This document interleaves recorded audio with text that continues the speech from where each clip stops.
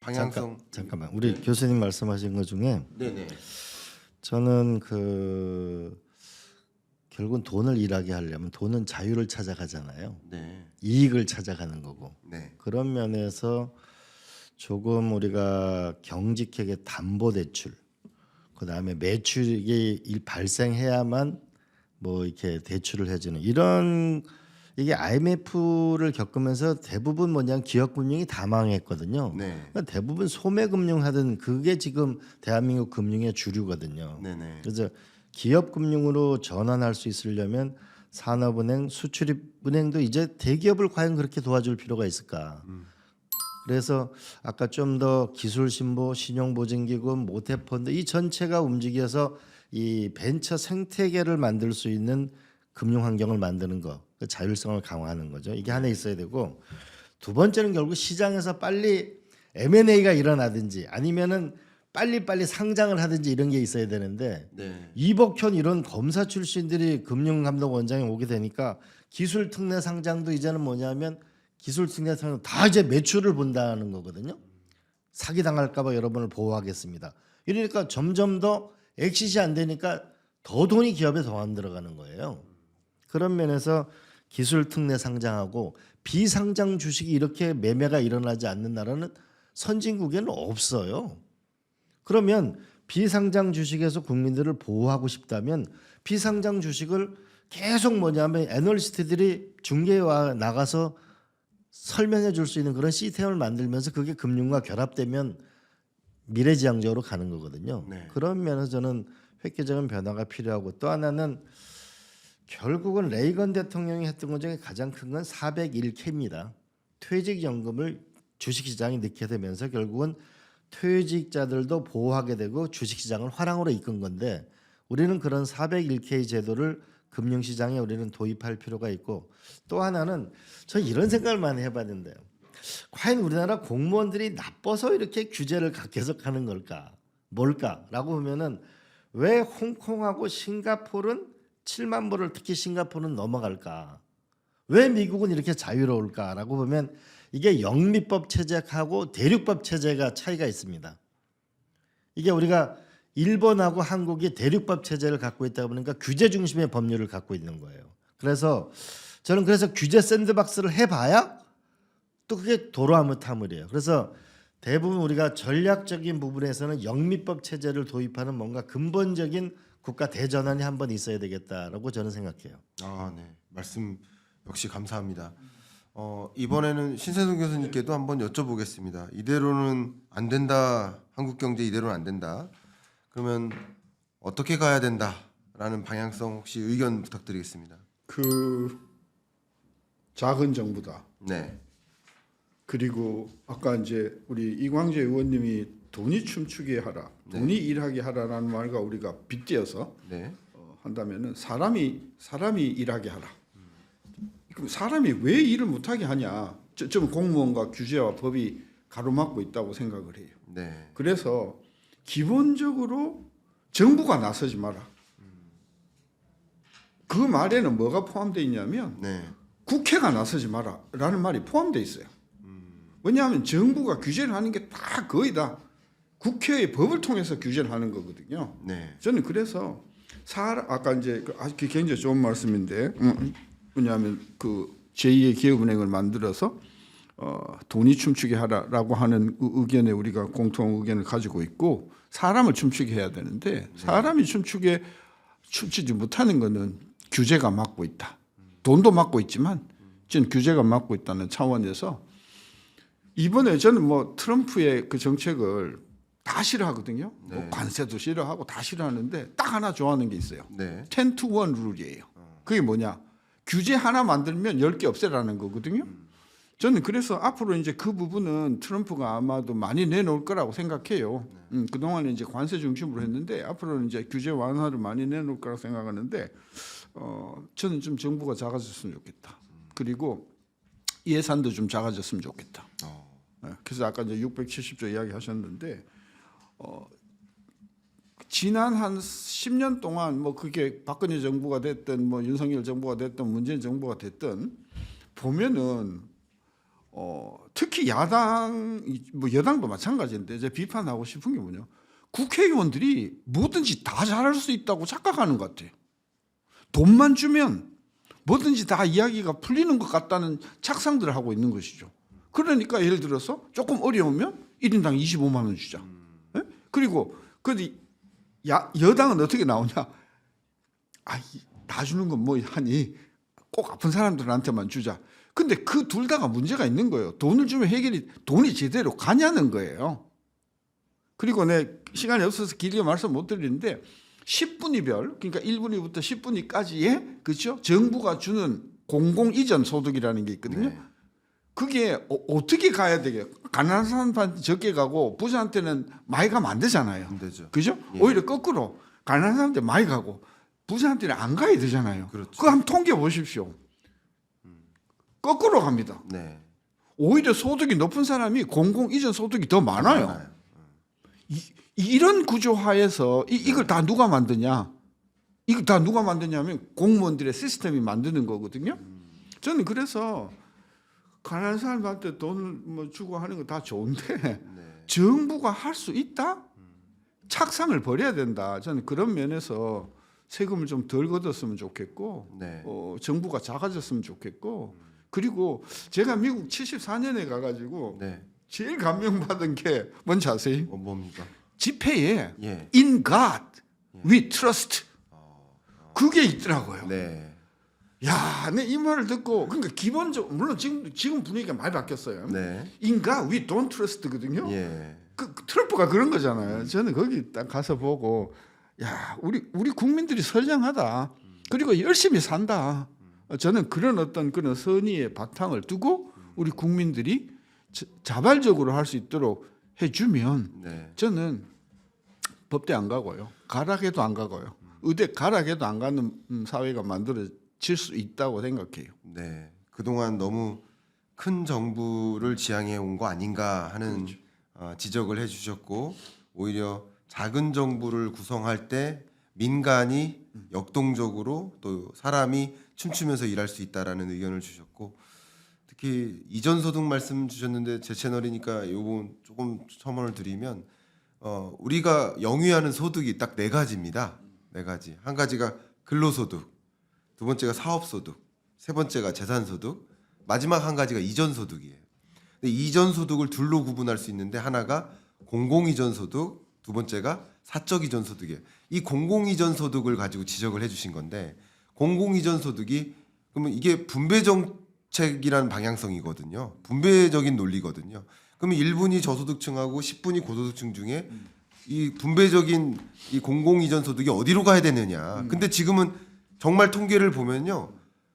고소득층한테 더 가고 있어요. 그게 이게 맞는 정책이냐라는 부분을 또 지적해 주신 거라고 의견을 첨언을 드리고 오늘 지금 말씀 주신 신세준 교수님의 작은 정부를 지향해야 된다라는 이런 방향성에 대해서는 혹시 이광재 의원님은 어떻게 생각하시는지 여쭙고 싶습니다. 네. 저는 국가의 역할은 커질 거다. 네. 그러나 세금은 가급적 적게 걷었으면 좋겠다. 그런 생각을 해요. 우리가 미테랑 대통령이 좌파 대통령이거든요.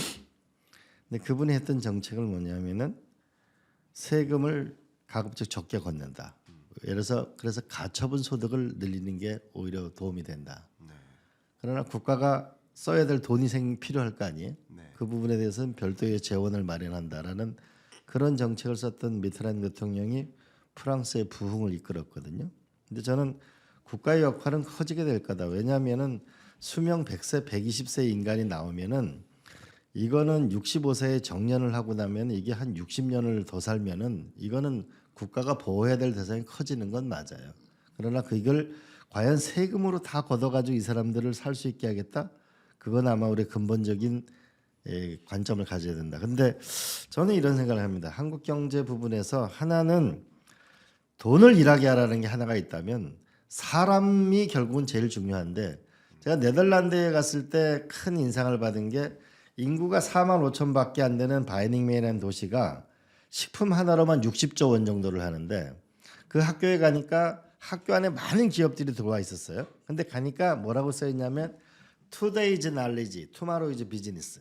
그러니까 난리지가 있어야 비즈니스가 있는 거예요. 네. 왜 혁신 경제가 안 생기냐? 서울대학교 컴퓨터공학과는 50명을 못 넘잖아요. 스탠포드는 880명이에요. 컴퓨터 사이언스가.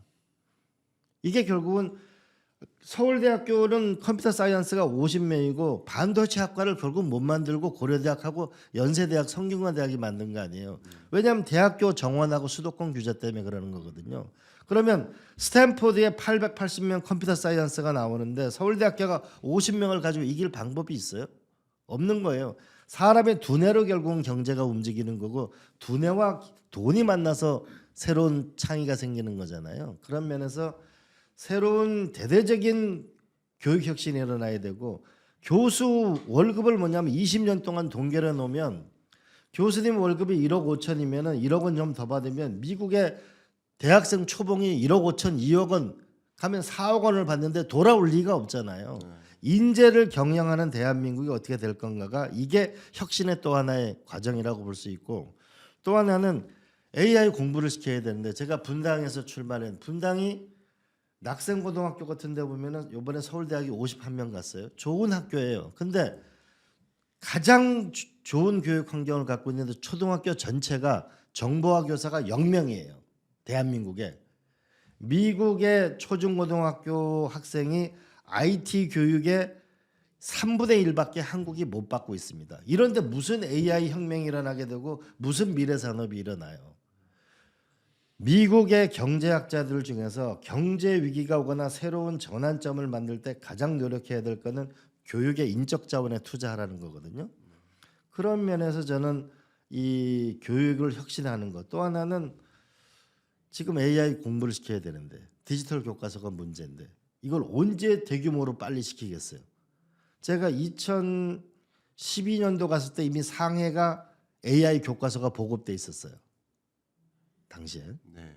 지금 심각한 문제예요. 그러면 EBS는 지난 수십 년 동안 방송해놓은 컨텐츠가 있잖아요.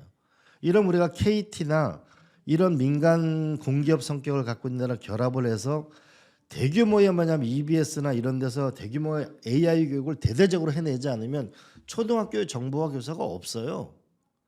중학교는 뭐냐 1명, 고등학교는 2명이에요. 이 정도 수준을 갖고는 절대로 AI 대전 아니고 미래 산업이고 다 거짓말이에요. 네.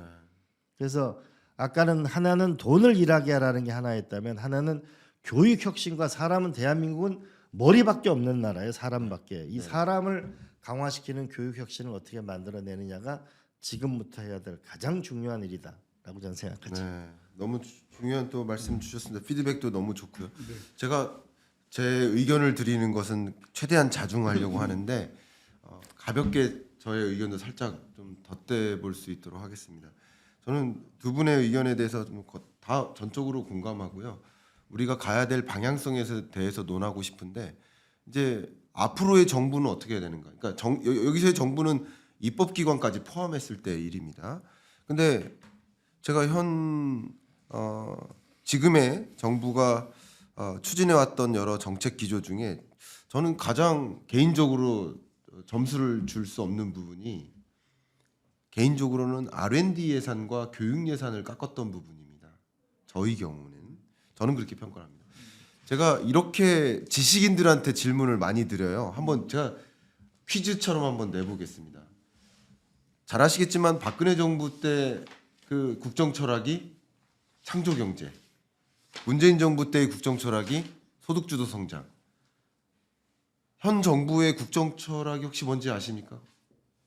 제가 어제도 어떤 의원님한테 여쭸는데 그 국회의원님도 모르시고 대학 총장님도 그 자리에서 모르셨고 그리고 그 언론사 사장님이 계셨는데 그분도 모르셨는데 의원님 혹시 아십니까? 자유.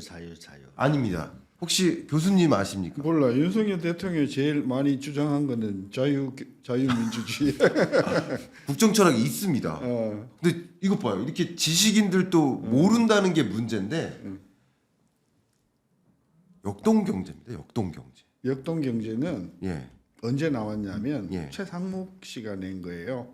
근데 그게 국정 철학인 거예요. 그러니까 현재. 그 국정 철학이 예. 그 출범 2022년에 했잖아요. 근데 제가 지금 그 양반 아니 이게 윤석열 정부의 정책 내 지금 다 지금 적어놓은 수첩이 네. 있는데 네. 역동 철학, 역동 경제가 나온 거는 예. 최상목 씨가 24년부터 나왔어요. 22년, 23년에는 예. 없어요. 아예 없다가 나온 거. 없다가 나온 거예요. 그럼 없다가 나왔다는 부분에 대해서는 더 안타깝고요. 그러면 제가 왜 이런 말씀을 드리냐? 저는 개인적으로 정치적인 입장을 두고 경제를 평가하지는 않고 있어서 이렇게 저는 생각을 해요. 예를 들면 창조경제 정부는 국민이 투표로 뽑았잖아요. 창조경제가 맞다 틀리다가 아니라 무조건 맞는 겁니다. 다만 창조경제라는 방향성에 부합하지 않게 정책을 펼쳐나가면 잘못된 거죠. 역시 소득주도 성장 정부를 뽑았습니다. 그러면 소득주도 성장의 방향성은 국민의 선택에 의해 맞는 거예요. 근데 그 소득주도 성장의 방향성에 부합하지 않게 갈 경우 정부의 살림이 그러면 지적을 할 만한 일이라고 생각해요.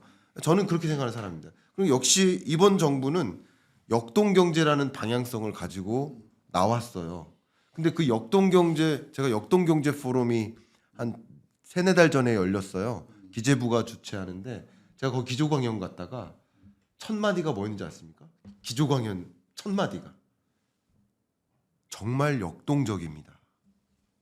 환율이 역동적이고 물가가 역동적이고 공포감이 역동적입니다. 근데 그 역동성을 넣는 게 바로 두 분이 말씀 주셨던 스타트업을 육성하고 중소기업들을 육성하고 새로운 혁신 동력에 돈이 이동하고 그런 인재들을 양성하고 근데 그런 정책적 툴이 예산으로 보면 R&D 예산과 교육 예산인데 그 부분을 줄였을 때 저는 굉장히 강하게 이건 잘못됐다고 생각했었거든요. 그런 의견도 많이 드렸고 그러니까 그런 걸 지향하지 않는 정부가 선출이 됐을 경우 그렇게 하는 건 이해가 가요.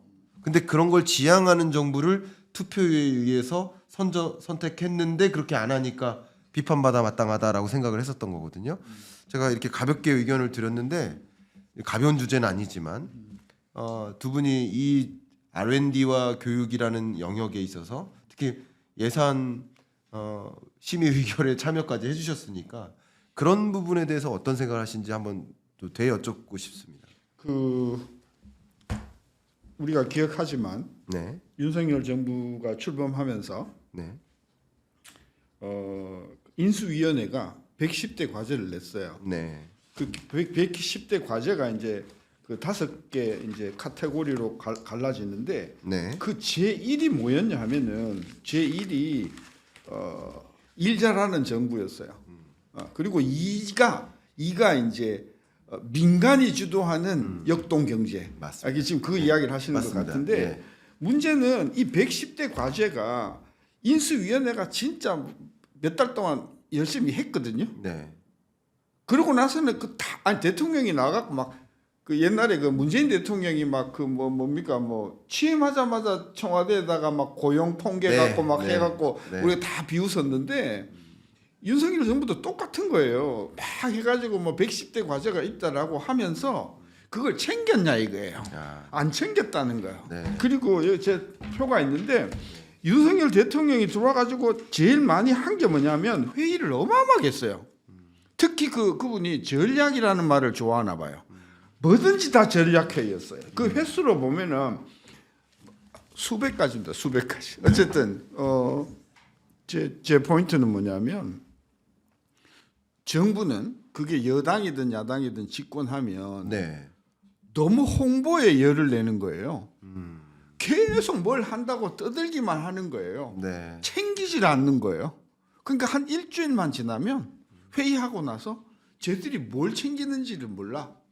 전 그런 면에서 정부가 그렇게 막 뭘 일한다고 그렇게 자랑할 게 아니고 네, 좀 챙겨라. 그런 관점에서 정부 관료들이 네, 챙기는 걸 너무 못한다. 저는 민간 기업에 이제 있어봐서 이제 그 경험을 잠깐 말씀드리면 회장님이 한번 말씀하시잖아요. 네, 그러면은 그 과제가 끝날 때까지 그 과제를 수행하는 사람이 하나 따라붙어요.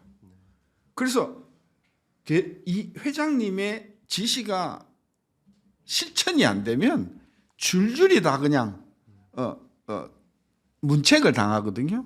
우리는 대통령이 됐든 뭐 부총리가 됐든 누가 이렇게 한번 던져 놓잖아요. 네.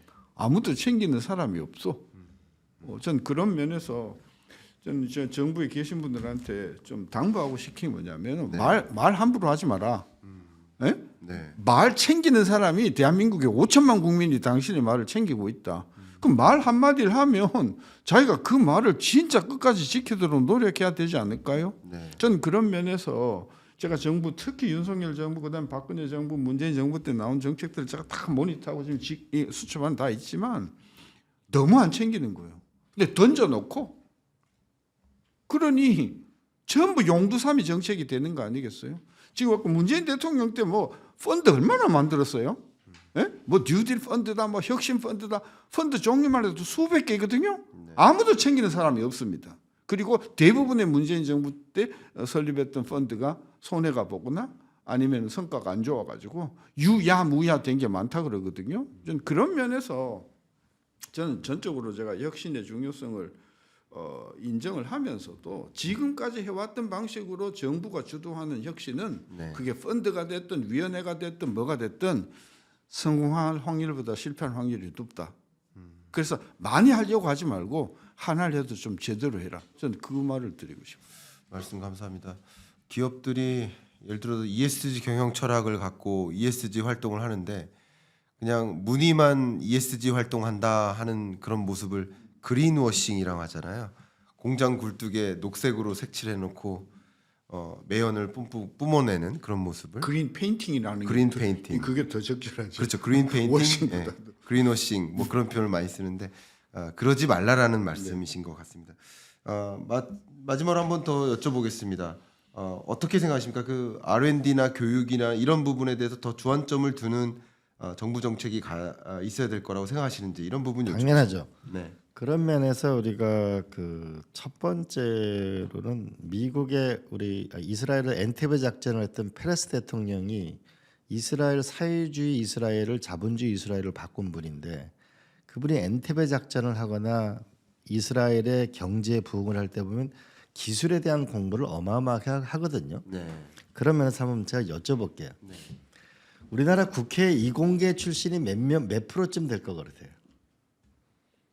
자, 정말 얼마 안 된다고. 대학교 졸업이 보통 이공계 문과는 6대4 정도 되면 네. 문과 지금 이공계 출신이 국회의원 중에 몇 프로쯤 될 것 같아요? 많이 작을 것 같은데요. 그냥 없을지도 몰라. 8, 9%. 8, 9%.